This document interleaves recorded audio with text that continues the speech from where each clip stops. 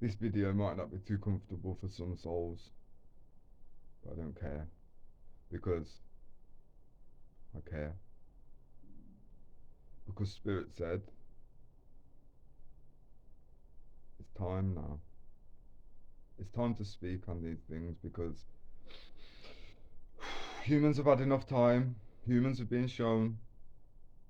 There's been enough warning about certain behaviors, about what is acceptable, what is accepted.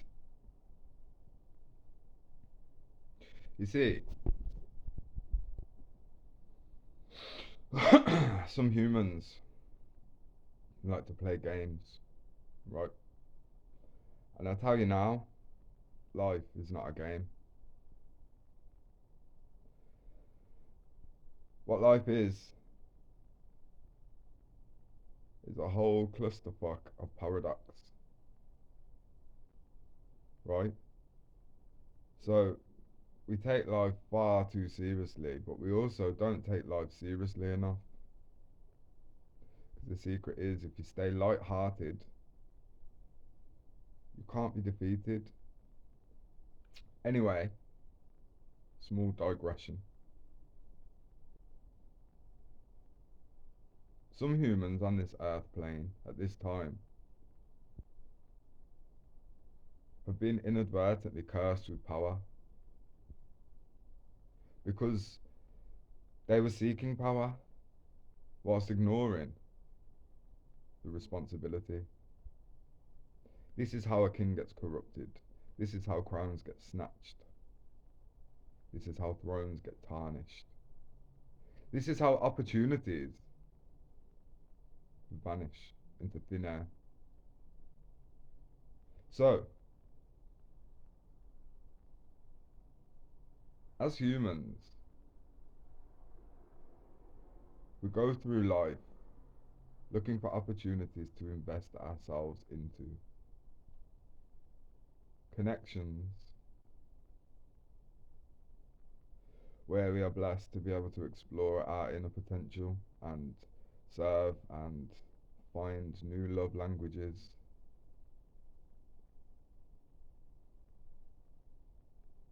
So we come together in connection, 2 points of contact. True righteous people have true righteous intentions. Children of God see with the eyes of God. We are able to see a soul. We are able to cut through all the bullshit, even the things that people think that they are hiding. And we see and we say, tag your heart now is activated. Come, come. We're going to the garden.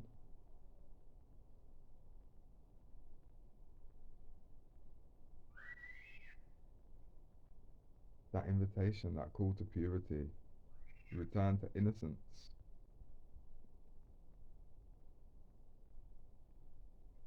It appears very heavy and restrictive. Doesn't seem to leave much room for the flesh to creep and crawl like it does. No. There is no digging in the garden. Earthworms are invited, but they tend to just do as they will. Underfoot, underground. There are no skeletons. No burial. No resurrection needed. So in realizing my I am presence, which can't be tainted, bought, sold, or otherwise, not even rented,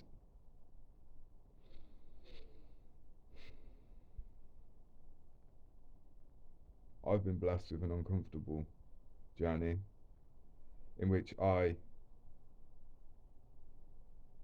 have traditionally fallen in love with potential. Make no mistake, I've been falling in love with my own potential and actualizing it. See, the thing about a two-person agreement is we can't account for other people's choices. With the best will in the world, we can invest everything we've got into something. But it usually takes at least one word from the other. I imagine it would most likely be an affirmative word. But some people disguise their no as a two-word phrase. Not yet, not yet, not yet. And then these people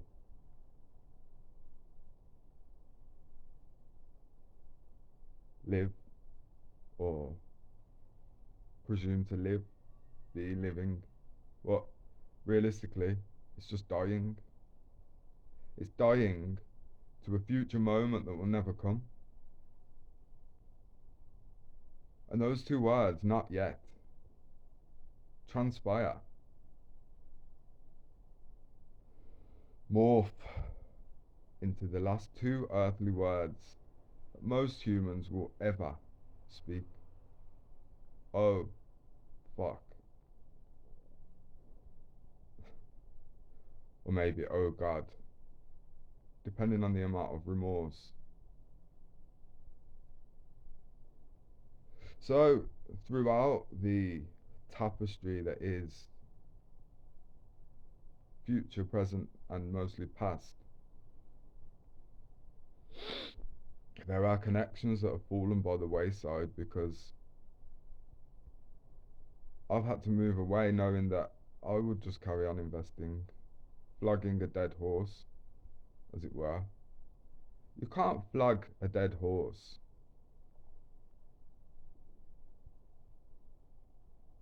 And then moan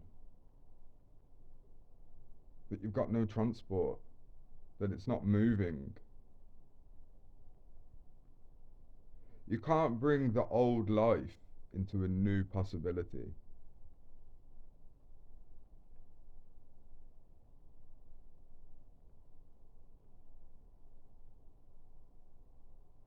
We can't meet a new person and then just cover them with bullshit magic of presumption.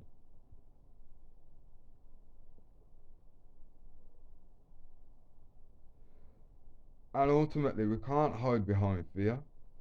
We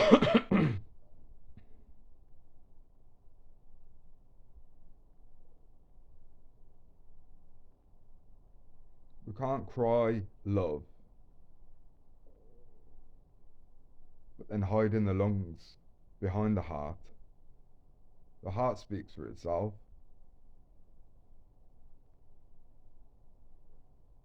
It occurs to me that the soul only has two sounds: a purr, or the wildest shriek that you never want to hear in your whole life. Some humans have been granted the power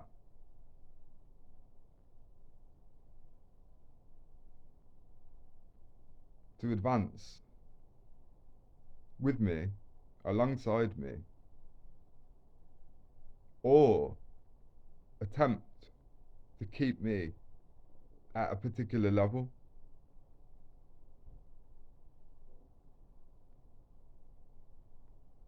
And to spite their own face,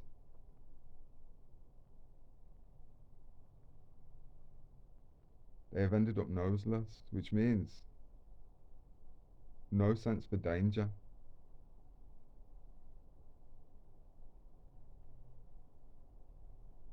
Stuck in stone, like a sphinx.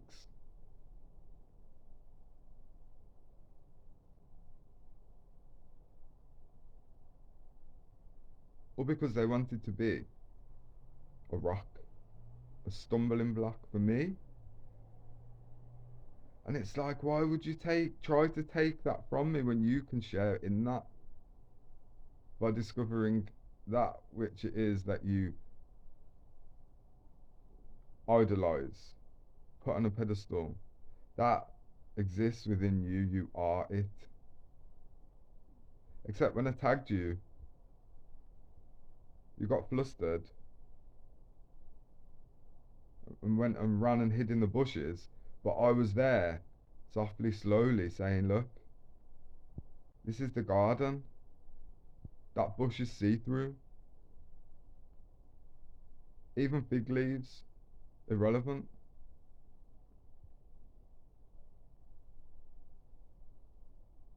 It doesn't bode well for a human to stand alone naked in the garden. Because how could we ever balance out the shame?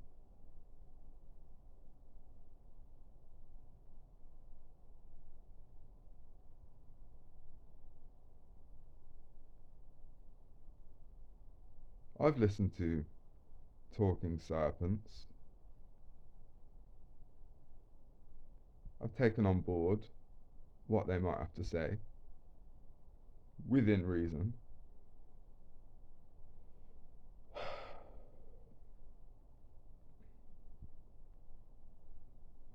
The only fruit that I am forbidding myself to eat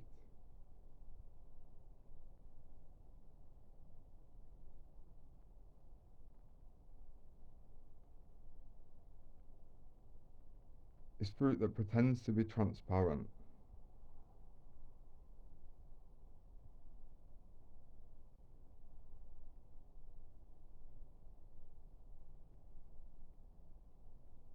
So, power. Sometimes humans are given a choice to do the correct thing and release somebody,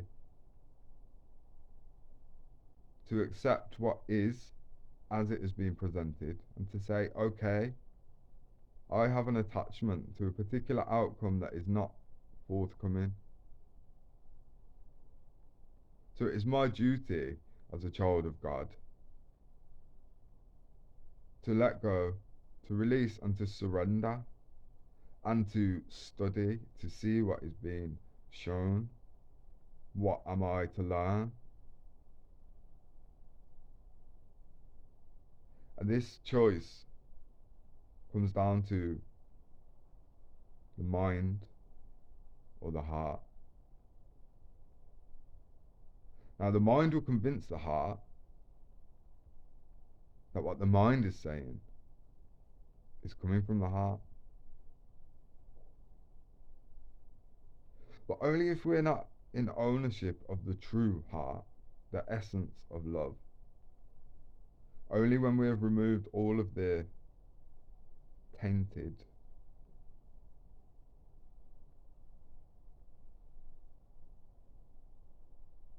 the pure heart, the heart of God, the universal heart.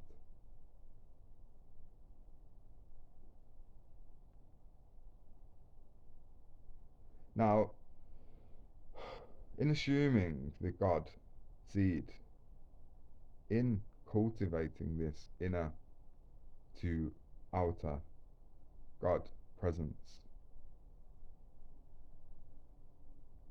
it can be easy to get carried away and be humbled by your human restrictions, human limitation. Because once we know the love of God, we can also see the deficit. It's everywhere. The lack of God is everywhere.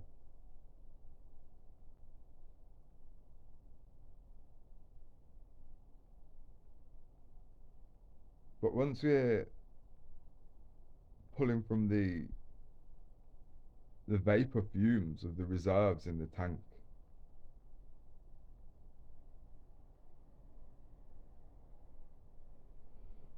we end up being the one in lack, feeling a need for God.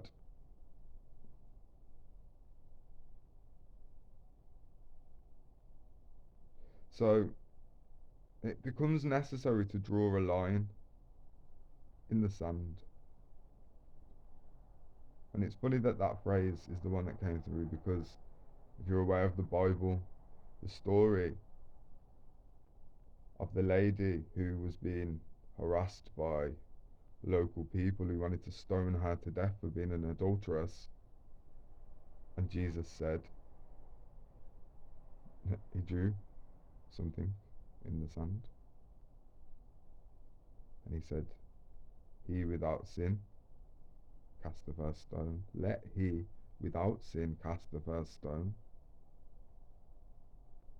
So, in vocally expressing this, I am also drawing a line in the sand to prove that there is no judgment.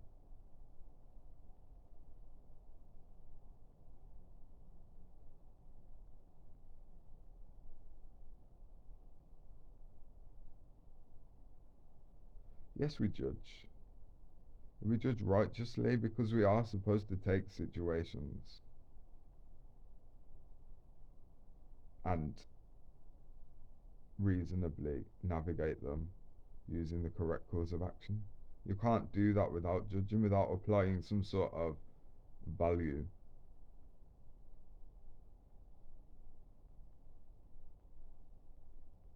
But it's only necessary to judge between incorrect or correct. That's it. Because otherwise, that's how you get finger pointing and just words which tend to stick, labels.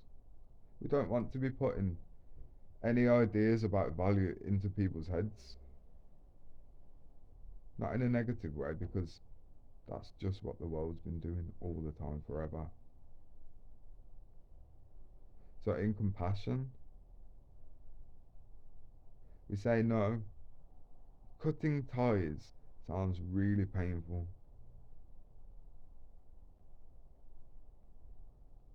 So, I am just going to be, and it just so happens that I'm going to be over here in a space which exists separately to all those people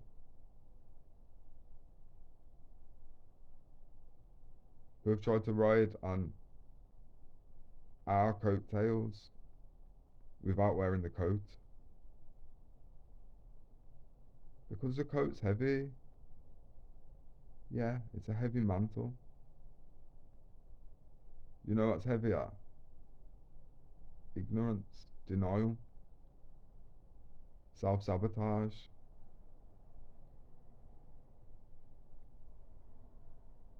And my emotions are manna from heaven. My emotional body will not be dragged through hell. It couldn't happen because I've been there.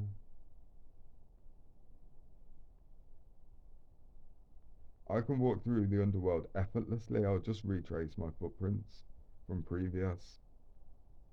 But I don't need to because there's a garden that needs tending.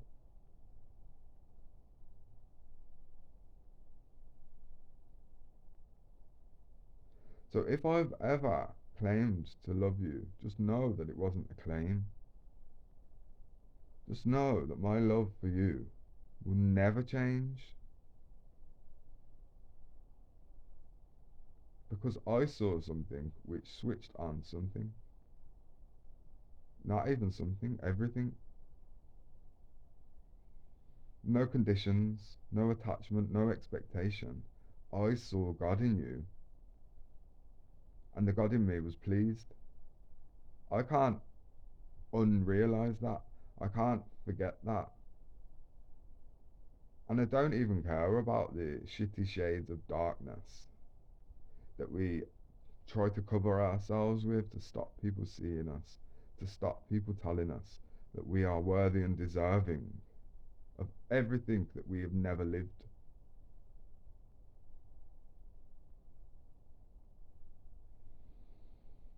I've even had to stop thinking about the karmic consequences of people's actions because it hurts me too much. And I'm done martyring myself. I'm done. Do you hear me? Crucifixion complete. No wooden structures, no Roman spears.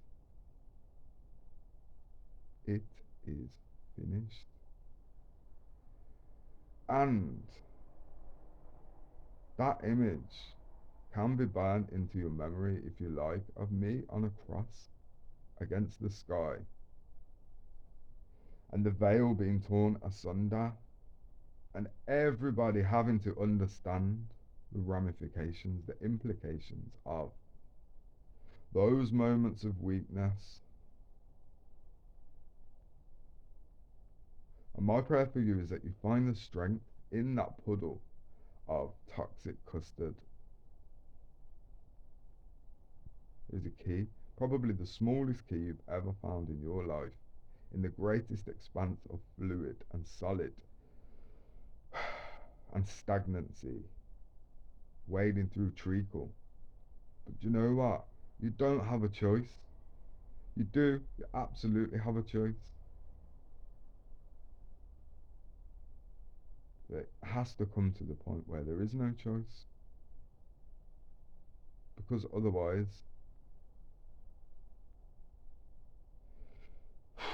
not going to get to see the sequel, to be it, to live it, because we have to paint that picture before we can have a look at it.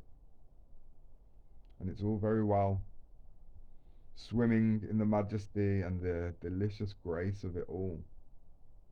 But if it doesn't exist,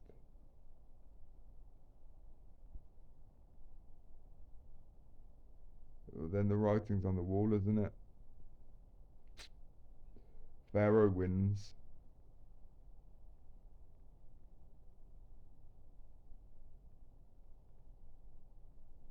The Egyptians knew a thing or two.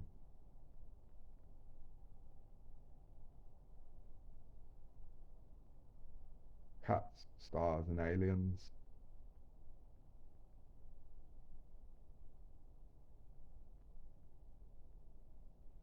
What is leadership? What is sovereignty? What is slavery? What is freedom?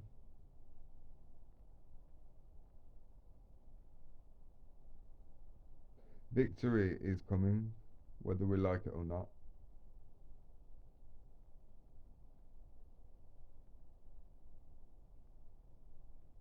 Parts of this world are going to get severely scorched. Some parts are going to be blessed beyond measure.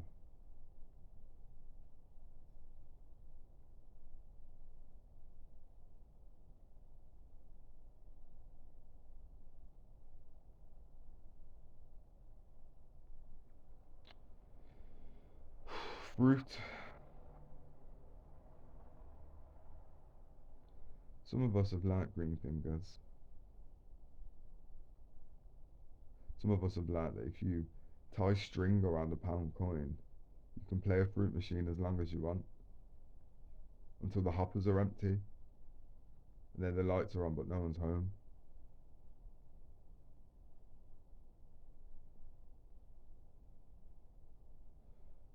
777, the jackpot.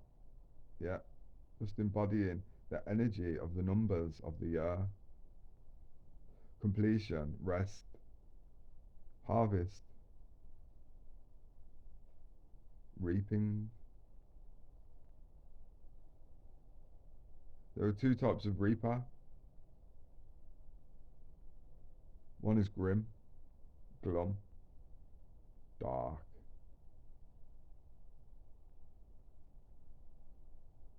The other errs more towards the grey kind of way, and it is light. It is not darkness disguised as light, it is the true light that emanates from the centre, from the galactic sun, the core, the essence, the truth, the root.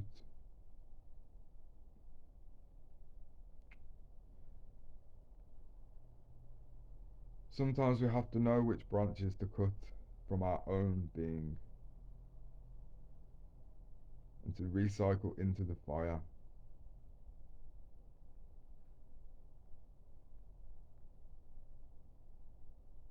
The very, very bottom line of this message, and actually the point, is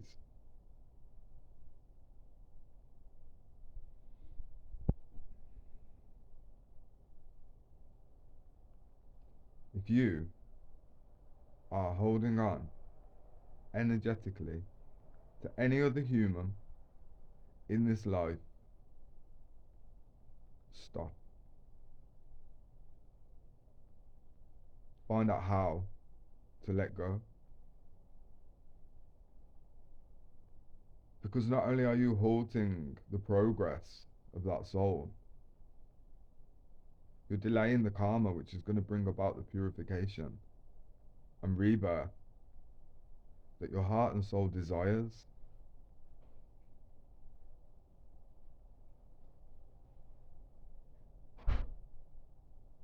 Loving, merciful people will compassionately give relentlessly.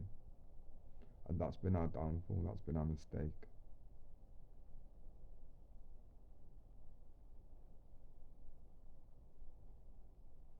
Love takes notes and takes names.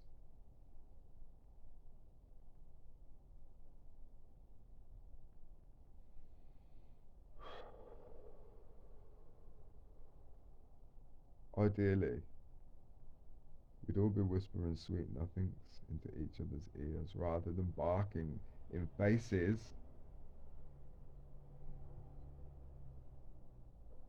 whose eyes are corner bound because they can't face, can't turn, can't look, can't see, can't be seen.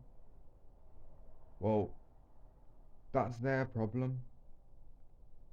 And I mean that as a matter of fact, that is a problem and it does belong to them. Because the man in the mirror is the only real enemy. Because it's the man in the mirror that calls out others.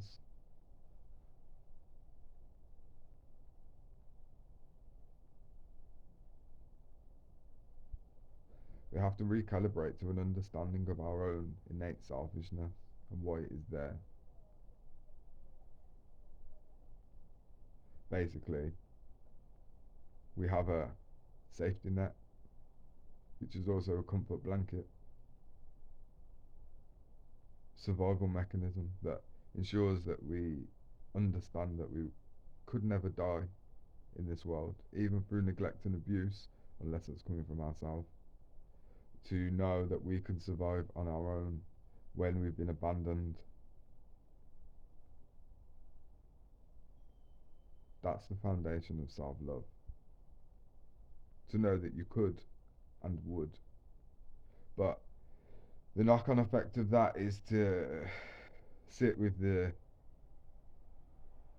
devastation of some of those aspects of us that would do anything to survive. The real evil. If we ignore it, it grows. It's like Venom, the comic book. And villain.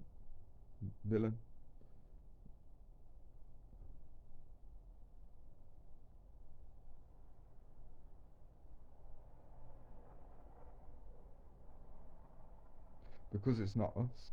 It is in part ancestral patterns handed down. We are the ancestors, living as the ancestors, just now, in an updated patch to the software.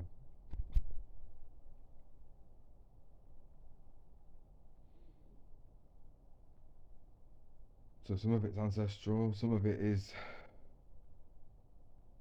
so many of these inorganic templates and overlays over the hologram of reality, religious guilt, false ideas about what a man should be, what a woman should be, and then you've got all of the Sodom and Gomorrah sexual deviance that's been interlaced. So we forgive ourselves by understanding that it's not us, but we take it seriously by understanding though it's not our fault, it's our responsibility. And no, we didn't ask to be the way we are, but we actually have the medicine to the poison and it's contained deep within. We have to get our hands dirty, we have to dive in the muck in order to get to the bottom where the lotus flower is.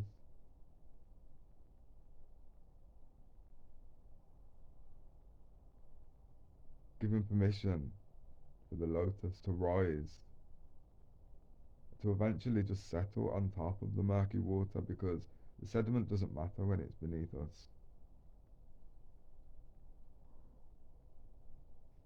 So today, I release you from any agreements entered into, spoken or unspoken, any soul contracts, because the teaching is complete. The lessons have been learnt, the cycles have been fulfilled. You don't even understand how much the ancestors are celebrating, but you will when you too are able to attune to the frequency of celebration. When you earn your badge for suffering,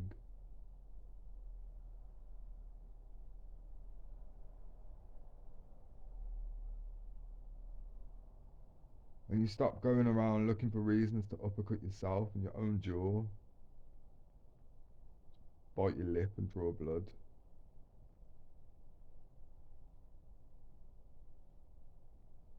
When Jesus was in the garden at Gethsemane, he sweated blood from praying so hard.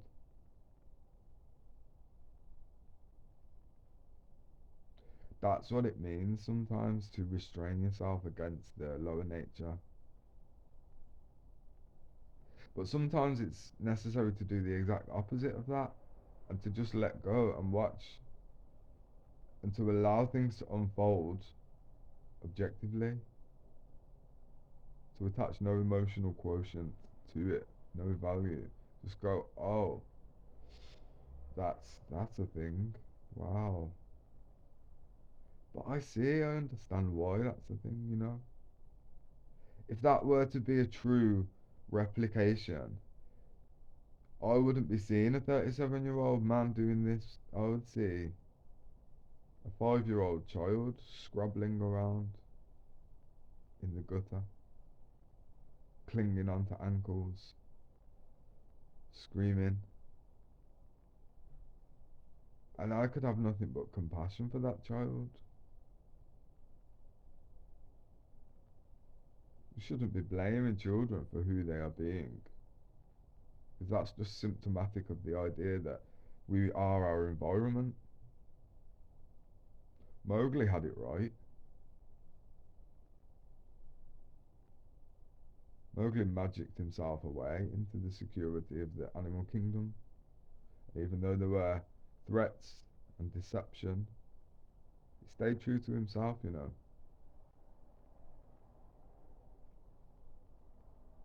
Absolutely smashed it, and he did it wearing just a pair of red pants.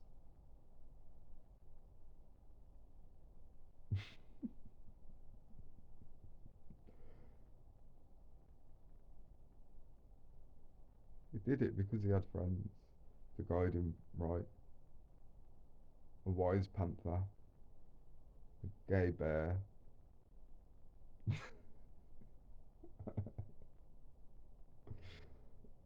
an elephant,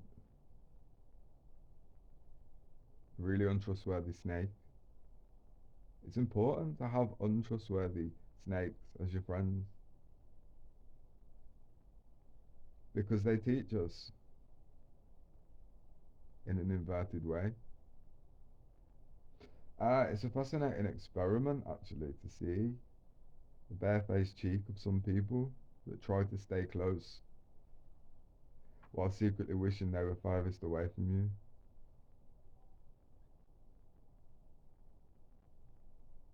It's a it's a very worthwhile experiment in compassion and understanding. Not sympathy for the devil. Don't get it twisted. That fucker can do one.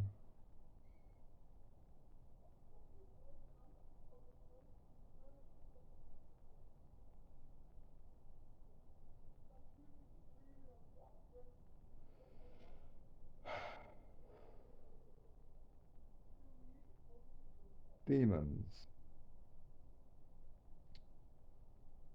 are just unexpressed emotions that have taken on a personality and a life of their own.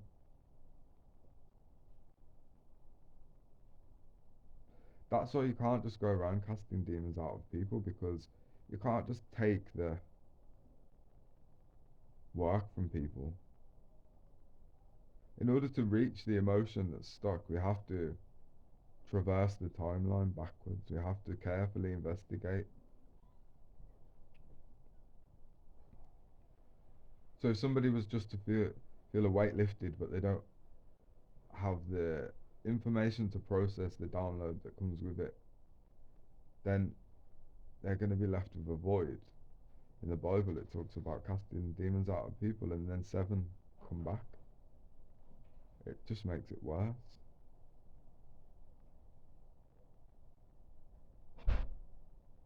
Organically expressing the emotions is the way. That's a true exorcism.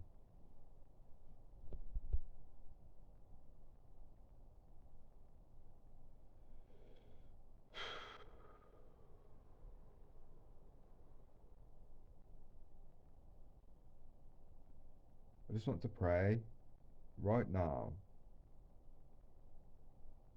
for all children of God that are currently experiencing delays because of other people. May you be free right now. All contracts and agreements declared null and void because they have served their purpose. All those that stayed aligned with the definitions of the contract be blessed, and may justice be served as it always will be. Because we're just here to love each other, but we've been trying to love people who just want us to love them. And in a way, that's just been fueling this deep need to make our parents love us in a way which they were never able to. So we release the parents as well from any obligation or duty, any agreement. It's all done. We're here to make new covenant with God, the new covenant in Christ, which is basically give us freely as you receive. Nothing belongs to nobody. I love you.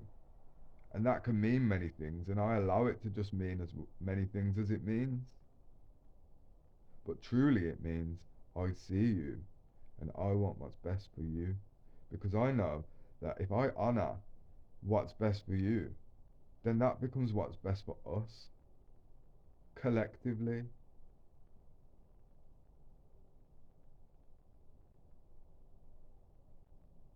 We have to stop knowing what's best for us or thinking we know what's best for us individually. Because, like the Bible says, the heart is, what does it say?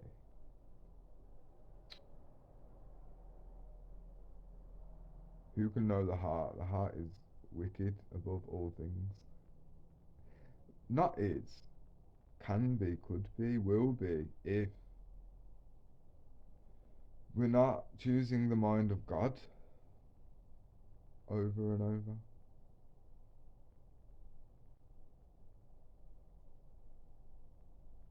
What the heart wants, what the ego wants, is for the inner child to feel safe. So we take that to the nth degree and think that we want a castle and loads of financial stability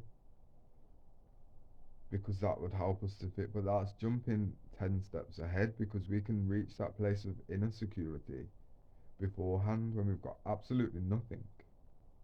And then we know that we're going to be grateful going forward for every single thing which is added. In the Bible, it says, seek first the kingdom of heaven, and all else shall be added unto you, because the kingdom of heaven is within.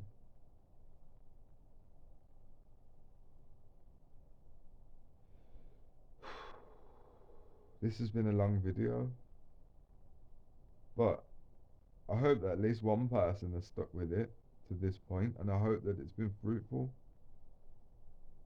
We have to start talking about these experiences, and we don't have to start finger pointing and name calling, because we also have to be mindful of our words. But the people who we shall be explaining about will know, they will receive the information. At the end of the day, they do need to know that we are here for them, just not in the capacity that they might imagine. Because we're called to meet in the middle now as humans, as healthy adults. So we're not even allowed to complain about understanding that we're supposed to meet in the middle, but then just going 99% and then retreating and moaning about the distance you've had to cover and then feeling tired. No, that's not an excuse.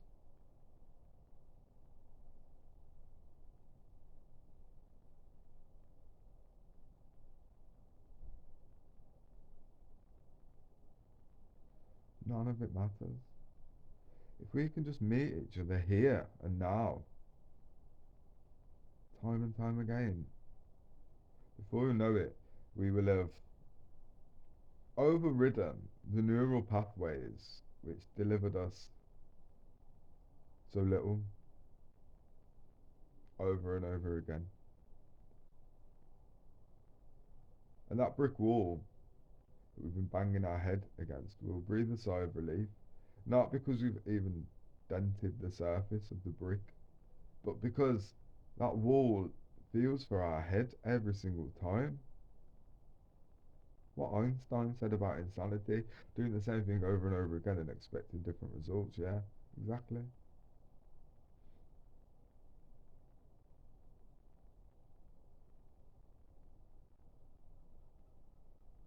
Not that we should be aiming for sanity. No, you're mad. Wanting to appear sane is actually vanity more than anything.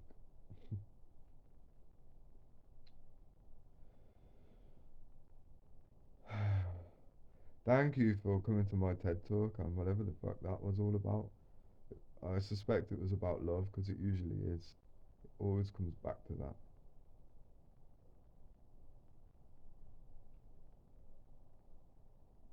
Thank you for receiving me. Thank you for being a witness. Thank you for staying as true to yourself as you ever could and working towards more. Thank you for being born and destined for greatness.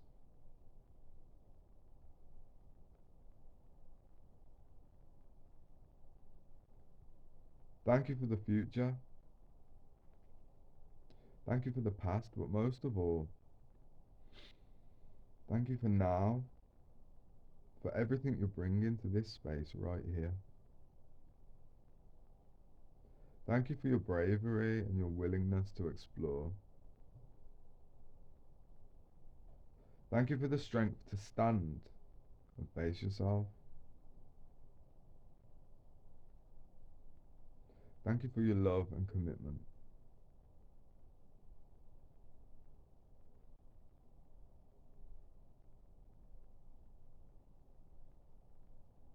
Thank you for continually choosing.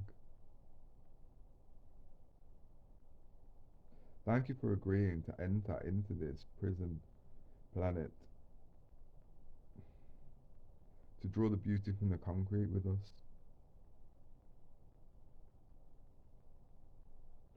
Thank you for understanding the rose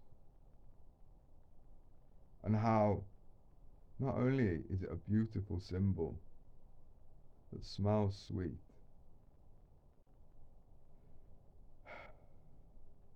it is the past participle of rise. Thank you for being risen.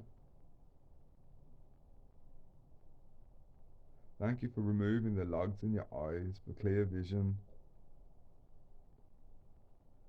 Thank you for the numbers and the synchronicities.